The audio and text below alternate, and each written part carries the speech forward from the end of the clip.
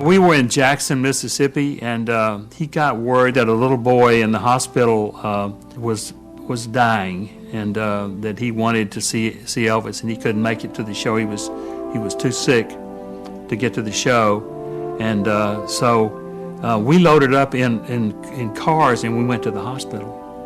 And Elvis was wearing. Elvis met this little boy and talked to him, and he was wearing a cross that was made of garnets. And he took it off and he gave it to this child. And it was a real touching moment, just an hour or so before the show. When my wife was, 9 or 10, and her sister was maybe a couple of years older than that, they would go down to Graceland and in the hopes of seeing Elvis. And they would go down there almost every weekend, Saturday or Sunday, and many times he would actually come down to the gate and shake hands and talk to people, and he did it often. Sometimes he did it by himself. Sandra remembers one time he actually came down riding a horse and was talking to him, and that just made their day, you know, and it just, again, shows the type of person that he is, that he would do that.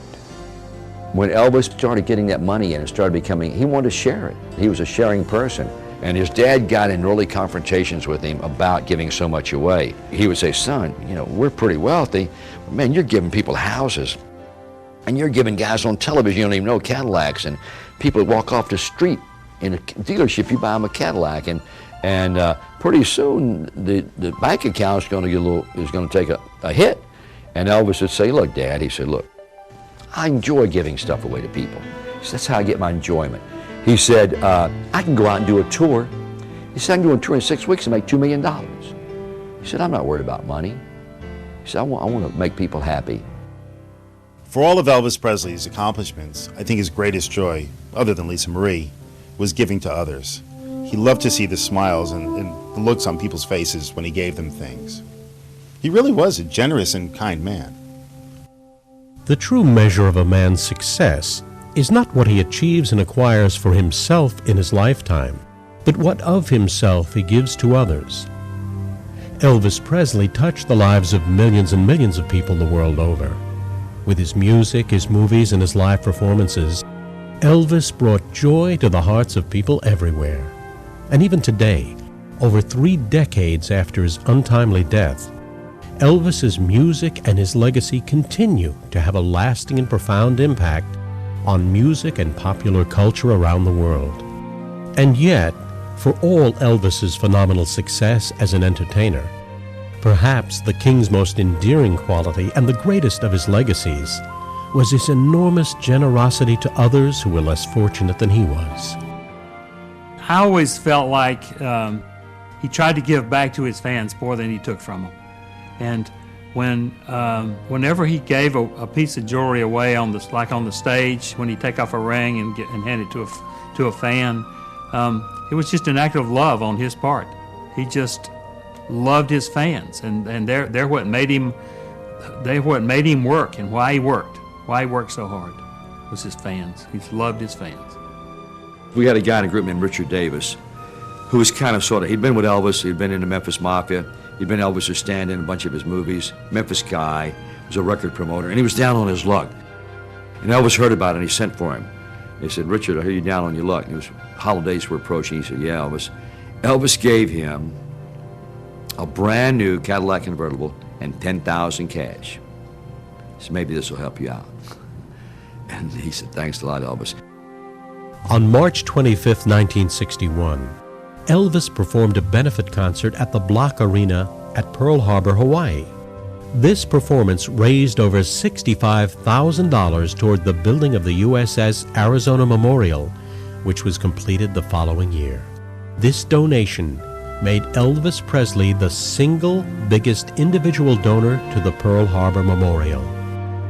In 1975, at a concert in Asheville, North Carolina, Elvis went on stage wearing a huge opal and diamond ring on his finger. This ring was reportedly worth between $35,000 and $40,000. During the concert, Elvis saw a little girl in the front row who was sitting in a wheelchair. he took the ring off his finger and gave it to the little girl. There was no publicity about this, just the enormous satisfaction that Elvis got from seeing the look on the little girl's face. Elvis reportedly bought close to $700,000 worth of jewelry in the last 5 years of his life, most of which he gave away. I was sitting by the stage, and he came over to me and he says, he leaned over and he says, "Where's your case?" And he's up there singing, "Where's your case?" And I said, "It's right here." He said, "Set it up here." I set my case up on the stage, and he just got jewelry out of it, and he was giving it to people on the people on the front row and he was just giving away all this jewelry. The difference in Elvis and everyone else was that he obviously loved his fans. He was so honest. You just didn't doubt that he was pure as a driven snow. He was just a good person, and people knew that. His fans knew that. Elvis's great spirit of generosity, giving, and compassion for those less fortunate than him lives on to this day. Former wife Priscilla Presley and daughter Lisa Marie Presley continue Elvis's philanthropy and honor his memory through the Elvis Presley Foundation.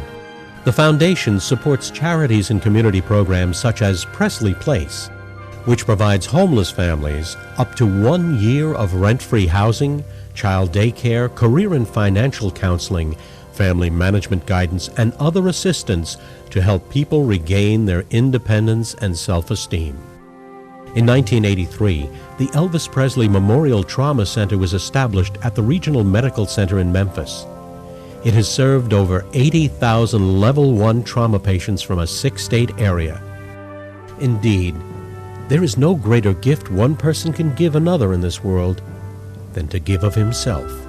And for all Elvis has given the world through his incredible body of work, his greatest legacy to his millions and millions of fans was his kindness and his generous heart. He liked to see the enjoyment, because when a guy gives you a new Cadillac or gives you a house or gives you a free trip to Hawaii, you become elated, and that made him feel good. He didn't play golf, he didn't fish, he didn't hunt, all that stuff. And to give stuff away and make people happy, that's what he enjoyed.